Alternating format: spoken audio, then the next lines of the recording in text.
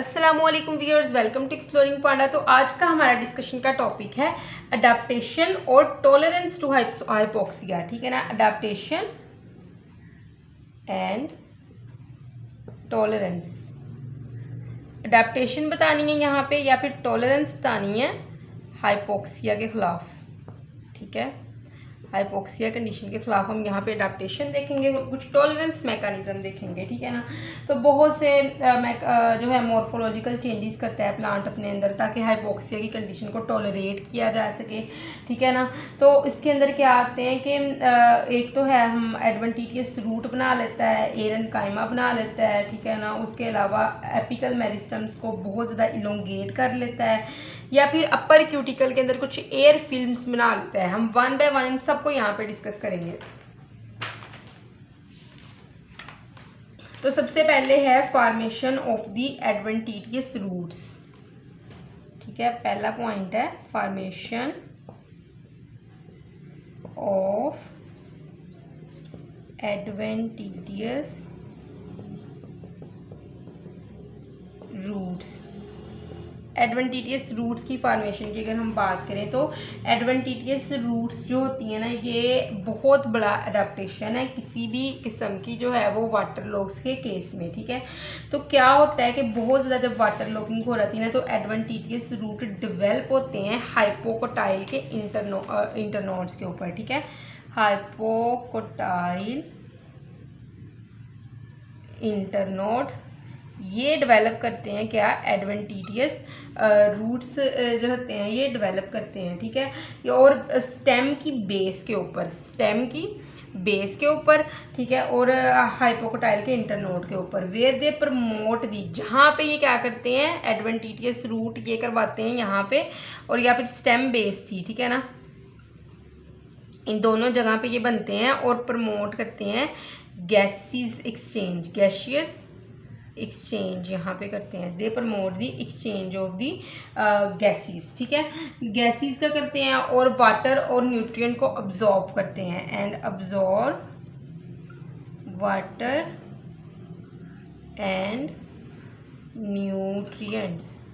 ठीक है, और वहाँ पे वाटर और न्यूट्रिएंट्स को अब्जॉर्ब कर लेते हैं। ठीक है, तो उसके बाद क्या है कि ये एडवेंटिशियस रूट मोस्टली रिप्लेस कर देते हैं प्राइमरी रूट को, मतलब कि रिप्लेस प्राइमरी रूट, क्योंकि प्राइमरी रूट थी ना ये हाइपोक्सिया की वजह से मोस्टली जो है प्राइमरी रूट की डेथ हो जाती है। ठीक है ना, तो जिसकी वजह से उसकी डेथ के बाद जो उसको रिप्लेस करते हैं वो करते हैं एडवेंटिशियस रूट्स, इसको रिप्लेस करते हैं। ठीक है, अच्छा उसके बाद ये नॉर्मल जो है ग्रोथ और डेवलपमेंट कंटिन्यू रहती है एडवेंटिशियस रूट की फॉर्मेशन से। ठीक है, और न्यूली फॉर्म जो एडवेंटिशियस रूट होते हैं उसके अंदर ज़्यादा एरनकाइमा होते हैं प्राइमरी रूट के मुकाबले में। प्राइमरी रूट में एरनकाइमा बहुत कम थे। हम एरनकाइमा को भी सेकंड टॉपिक में एरनकाइमा करवाना है इसका, सॉरी सेकंड पॉइंट, तो वहाँ मैं बता देती हूँ। तो आप बस यहाँ पे ये नोट डाउन कर लो कि adventitious root have more aerenchyma as compared to the primary root. Primary root के मुकाबले में इसके अंदर ज़्यादा एरनकाइमा होते हैं। ठीक है,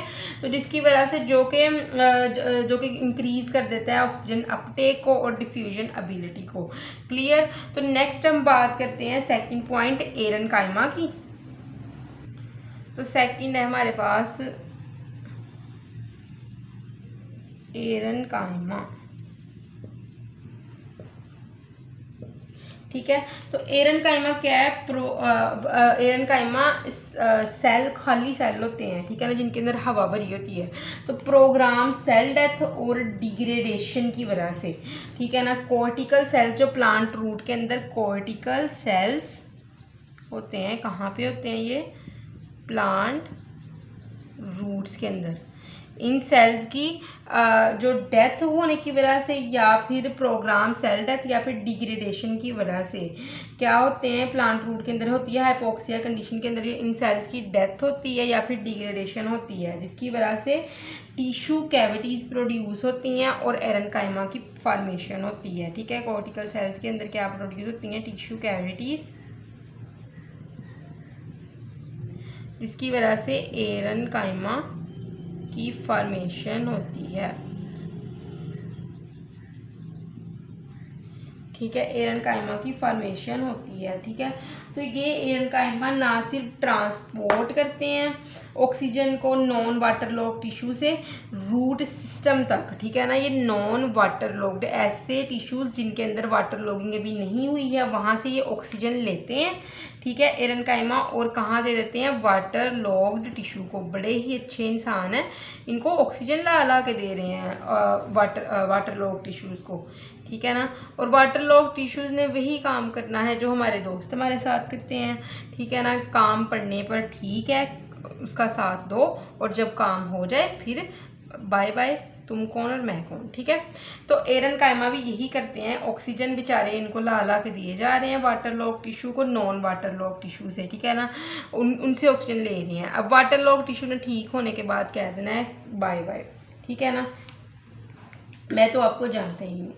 अच्छा, उसके बाद दूसरा काम है, ये एक और इनके लिए नेकी का काम करते हैं एरनकाइमा। ये डिस्चार्ज करते हैं वाटर लॉक टिश्यू से कार्बन डाइऑक्साइड और टॉक्सिक सब्सटेंसेस। ठीक है ना, टॉक्सिक सब्सटेंसेस जो है ये वाटर लॉक्ड टिश्यू से लेते हैं। ठीक है ना, और इनको डिस्चार्ज करवा देते हैं एरनकाइमा। एरनकाइमा प्रोवाइड करती हैं possibility of gas exchange. Plant के अंदर जो गैस एक्सचेंज है वो एरनकाइमा ही करवाते हैं। ठीक है, और मेंटेन करवाते हैं नॉर्मल फिजियोलॉजिकल मैकेनिज्म।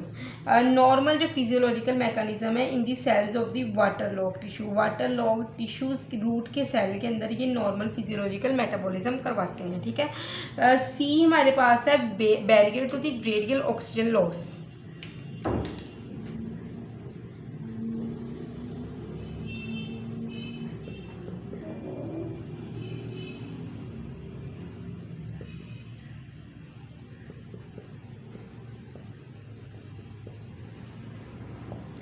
ठीक है, तो रेडियल ऑक्सीजन लॉस के अंदर ये प्लांट जो होते हैं ना ये बैरियर क्रिएट करते हैं हाइपोक्सिक कंडीशन में, ताकि रेडियल ऑक्सीजन लॉस को कम किया जाए।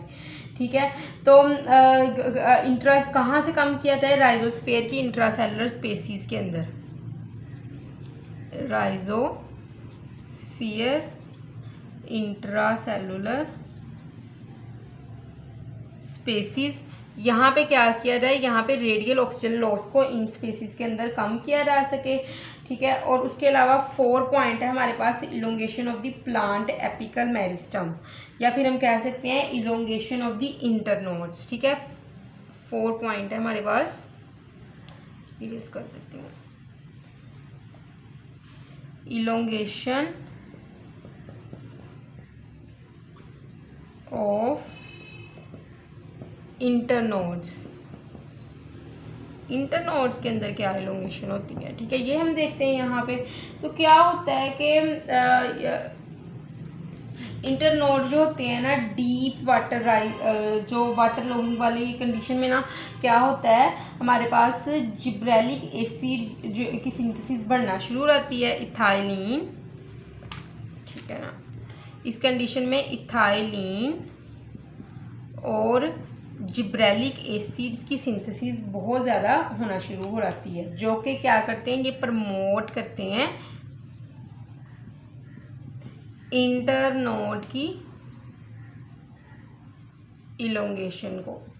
ठीक है, तो internode deep water rice cultivars जो होते हैं वो जल्दी जल्दी इलोंगेट करना शुरू हो जाते हैं। इसकी बेस्ट एग्जांपल यही है कि जो डीप वाटर राइस है ना, इनकी इंटरनोड्स बहुत जल्दी इलोंगेट करती हैं। ठीक है ना, तो ये प्रोसेस जो होता है, ये रिस्पॉन्स होता है, इसको हम कहते हैं low oxygen escape syndrome. Internode की इलोंगेशन कहते हैं low oxygen, E for escape, S for syndrome. Space कम होने की वजह से मैंने इस तरह इसको शॉर्ट फॉर्म में लिख दिया है। अच्छा, एट द एंड हमारे पास 5th पॉइंट है formation of the air film in the upper cuticle. ठीक है, हम यहाँ पे इसको लिख लेते हैं।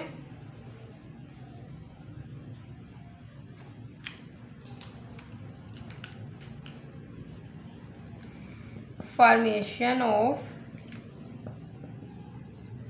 Air film in upper cuticle.